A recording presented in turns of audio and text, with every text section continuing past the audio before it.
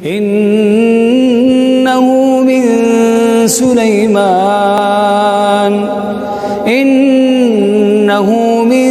سليمان وإنه بسم الله الرحمن الرحيم.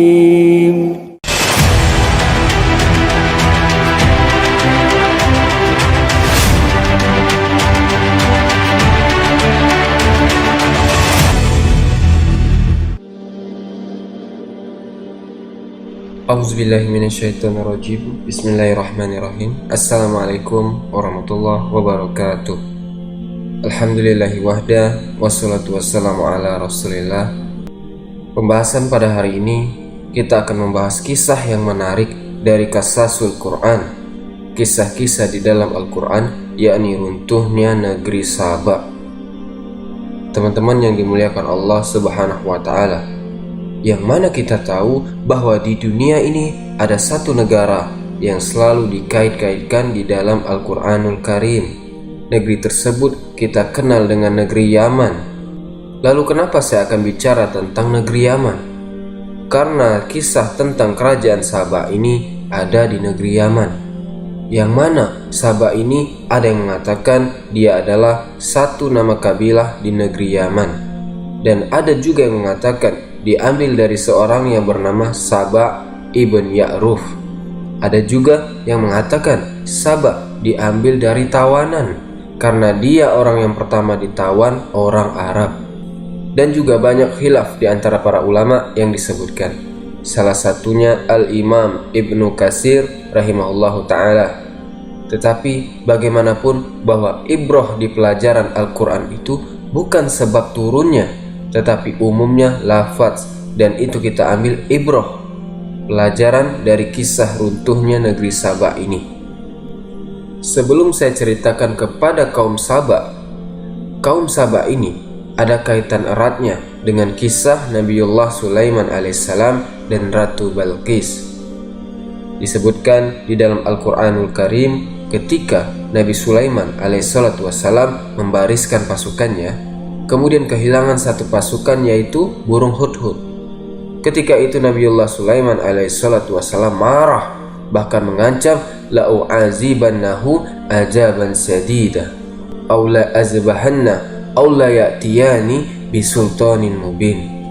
Kalau seandainya hudhud tidak segera datang dan memberikan alasan yang jelas, maka saya akan siksa dengan siksa yang sangat keras atau saya sembelih.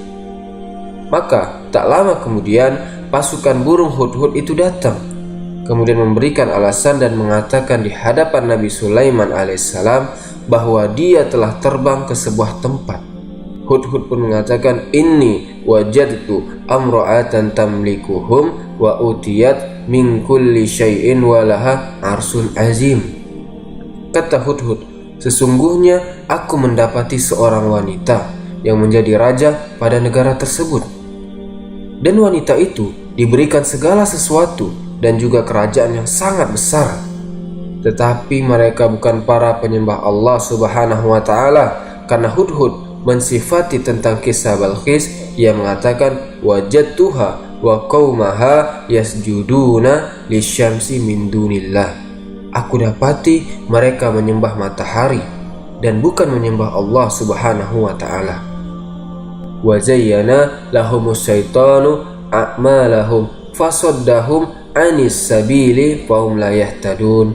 Dan setan telah menghiasi perbuatan-perbuatan mereka dan juga menghalang-halangi mereka dari jalan Allah subhanahu wa ta'ala, dan mereka tidak mendapatkan petunjuk kepada hidayah. Singkat cerita, kemudian Sulaiman mengirim surat kepada Ratu Balqis ini agar beriman kepada Allah subhanahu wa ta'ala. Kalau tidak, maka negaranya akan diserang.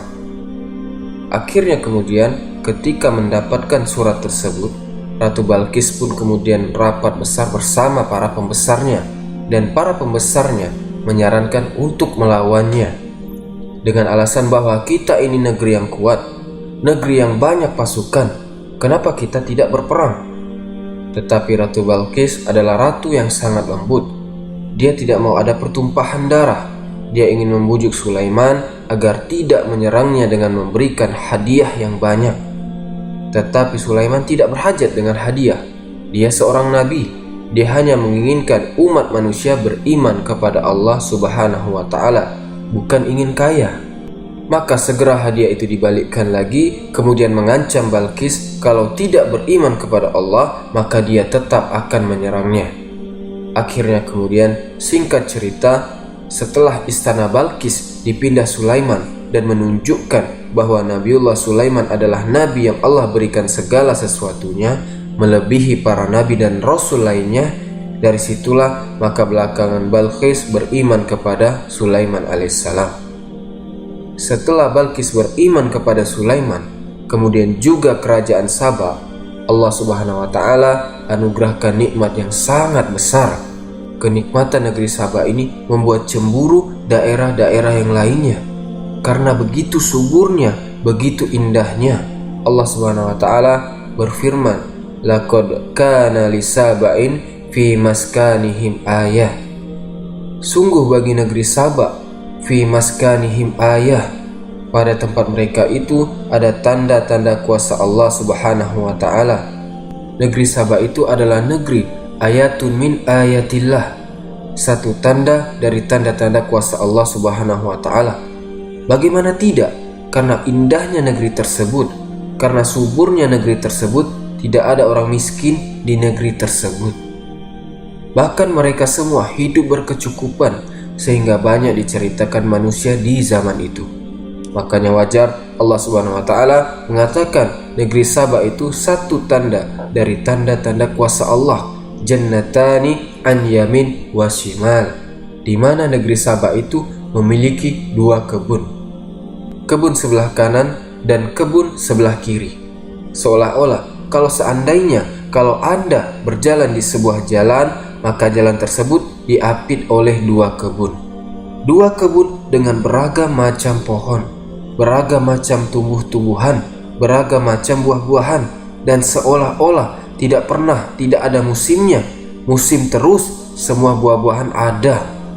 Bahkan menurut para ulama, ketika menggambarkan keindahan negeri Saba itu, sampai-sampai kalau ada seorang perempuan meletakkan keranjang di atas kepalanya, kemudian masuk ke dalam kebun tersebut, ketika keluar sudah penuh dengan buah di atas kepalanya, tanpa harus memetiknya. Bahkan air tidak pernah terputus, tidak kenal kemarau dan musim hujan. Dari situlah Allah SWT berikan nikmat yang luar biasa kepada negeri Saba, sehingga dibicarakan oleh negeri-negeri yang lain tentang keindahannya, dan itu nikmat yang besar. Sungguh negeri Saba ini adalah negeri yang sangat indah. Bahkan dikatakan di zaman itu, negeri tersebut adalah sebesar-besarnya kebaikan yang Allah berikan kepada negeri tersebut. Karena mereka sangat erat memegang tauhid. Ketika Allah Subhanahu wa Ta'ala berkahi negeri tersebut, disebabkan karena mereka memegang Taurat. Betul-betul mereka beragama di atas agama ahli kitab. Dan di zaman itu, agama itu adalah agama yang paling hak. Karena memang belum datang kepada mereka Islam, belum lahir Nabi SAW. Kemudian Allah mengatakan, baldatun khaybatun warabun ghafur, sebuah negeri yang indah, sebuah negeri yang sangat baik sekali. Bahkan bukan hanya itu, warabun ghafur, kalau seandainya mereka beribadah, mereka bertaubat kepada Allah Azza wa Jalla, mereka memiliki Rabb yang maha pengampun, sehingga nikmat mereka tidak dicabut. Karena bagaimanapun, sebab nikmat dicabut karena kekufuran. Karena orang itu ketika berbuat dosa tidak mau bertobat dan kembali. Makanya Allah SWT terkadang mengirimkan bencana untuk mereka. Disitulah setelah kemudian masa berlalu, Ratu Balqis meninggal dunia, kemudian juga disebutkan oleh sebagian asar, diutus kepada mereka banyak para nabi. Ada yang mengatakan 12 nabi, ada yang mengatakan 17 nabi, Allahu a'lam. Yang jelas diutus kepada mereka kaum Saba ini para nabi. Dan kita tahu tugas para nabi adalah menyerukan manusia agar menyembah Allah, mentauhidkan Allah, dan menjauhi sesembahan selain daripada Allah Subhanahu wa Ta'ala. Tetapi kemudian seiring dengan nabi mereka satu persatu meninggal, yang mana dijelaskan pada abad yang keempat sebelum Masehi. Mulailah tauhid, mereka bergeser menjadi para penyembah berhala. Kemudian pada abad ke-8 sebelum Masehi, mulailah mereka kembali menyembah matahari, bulan, bintang, sebagaimana dahulu kerajaan Balqis sebelum masuk Islam kepada agama Sulaiman alaihissalatu wassalam. Dan kita tahu bahwa dosa yang tidak terampuni adalah dosa syirik. Dan justru syirik itulah yang mengundang azab Allah subhanahu wa ta'ala. Akhirnya kemudian Allah subhanahu wa ta'ala pun murka karena mereka melakukan dua kekufuran. Pertama, kufur nikmat, ketika Allah subhanahu wa ta'ala berikan kesenangan kepada mereka. Setiap saat mereka safar, melakukan perjalanan, mereka tidak perlu membawa perbekalan. Wa qaddarna fiha sayat, dan kami mudahkan perjalanan mereka. Allah ingin menggambarkan kepada kita betapa makmurnya negeri Saba. Teman-teman bisa bayangkan 10 hari perjalanan musafir, 10 hari 10 malam ia berjalan dari satu daerah ke daerah yang lainnya. Mereka tidak memerlukan perbekalan, tidak harus membawa makanan, minuman, karena sepanjang jalan itu ada makanan dan terairi dengan minuman. Negeri mana ini kecuali hanya cuma ada di negeri Saba. 10 hari perjalanan ke sana kemari, dan subhanallah, Allah beri keamanan. Allah berikan keamanan yang luar biasa sampai Allah mengatakan siru fiha layaliya wa ayyaman aminin. Silahkan kalian berjalan di siang hari, di malam hari kalian akan aman. Walaupun seorang wanita berjalan sendirian, Allah berikan keamanan. Tidak ada yang mencuri, tidak ada yang berbuat jahat, tidak ada yang merampok, karena itu tidak mungkin terjadi. Allah telah limpahkan kepada kaum Saba, hampir semuanya kaya. Akhirnya, karena mereka sudah terlena dengan kekayaan dari Allah subhanahu wa ta'ala, faqalu rabbana ba'id baina asfarina wa zolamu anfusahum faja'alnahum ahadisa wa mazaqnahum kulla mummazakin inna fi zalika la'ayati likulli sabarin syakur. Karena mereka itu sudah kenyang makanan banyak melimpah, akhirnya mereka berdoa dengan doa yang buruk. Mereka kufur nikmat, mereka justru berdoa kepada Allah azza wa jalla. Mereka meminta kepada Allah agar ketika safar tidak diberikan makanan kepada mereka. Kalau bisa mereka safar itu dalam keadaan lapar, sehingga mereka mengatakan, ya Allah, ba'id baina asfarina, jauhilah di antara safar-safar kami, maksudnya jauhi dari makanan-makanan, jauhi dari minuman-minuman, karena kami ingin merasakan bagaimana rasanya orang yang safar dalam posisi tidak makan dan tidak minum. Mereka mau susah. Jelas ini aneh. Dan yang lebih parah, mereka bukan hanya kufur nikmat, tapi kufur dalam agama. Mereka mulai menyembah berhala, menyembah matahari, menyembah bulan, menyembah bintang, dan begitu seterusnya. Dari sinilah Allah subhanahu wa ta'ala mengirimkan tikus-tikus besar sebesar kucing, yang mana kemudian tikus-tikus itu menggerogoti bendungan Ma'rib, yang mana merupakan bendungan yang membendung air di antara dua bukit. Dari sinilah kebun-kebun Saba dialiri. Kemudian bendungan itu dihancurkan oleh Allah, digerogoti oleh tikus-tikus besar. Akhirnya terjadi bencana yang dahsyat. Maka Allah subhanahu wa ta'ala mengirimkan banjir bandang. Maka banjir inilah kemudian meluluh lantakkan semua perkampungan Saba, membumi hanguskan kebun-kebun indah, taman-taman indah, semua habis.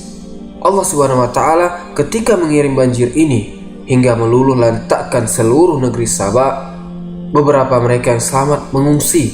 Ada yang kemudian ke Madinah, ada yang ke Syam, ada yang ke Persia, dan ke beberapa negara yang penting mereka menyelamatkan dirinya, meminta pertolongan, dan sebagian besar mereka meninggal dan menjadi korban daripada banjir ini. Setelah Allah subhanahu wa ta'ala meluluh lantakkan semuanya, apakah cukup sampai di sini? Allah katakan, wa badalnahum bi jannataihim jannataini zawatai ukulin khamtin wa aslin wa syai'in min sidrin qalil. Subhanallah, la haula wa la quwata illa billah. Maka kami ganti untuk mereka dengan dua kebun yang tidak sebagaimana dua kebun di zaman sebelum ditimpakan kepada mereka banjir bandang. yang tadinya beragam macam tumbuhan dan buah-buahan hidup, yang tadinya beragam macam pohon-pohonan dan keindahan yang luar biasa, tiba-tiba Allah Subhanahu wa taala musnahkan, dan tidak ada satupun tumbuh-tumbuhan, tidak ada satupun buah-buahan, kecuali hanya 3 saja. 3 tumbuh-tumbuhan yang tumbuh di situ. Pertama, ukhulin khomtin, pohon yang sangat berduri dan tidak bisa dimakan buahnya. Kemudian wa aslin, pohon yang sangat besar tapi tidak berbuah, hanya diambil naungannya saja untuk berteduhnya para musafir. Wa syai'in min sidrin qalil, dan sedikit dari pohon sidr. Pohon sidr juga sama, pohon yang berduri dan berbuah setahun sekali. Itu pun kecil-kecil buahnya yang tidak mencukupi buat mereka makan. Maka Allah Subhanahu wa taala berfirman, "Zalika jazainahum bima kafaru."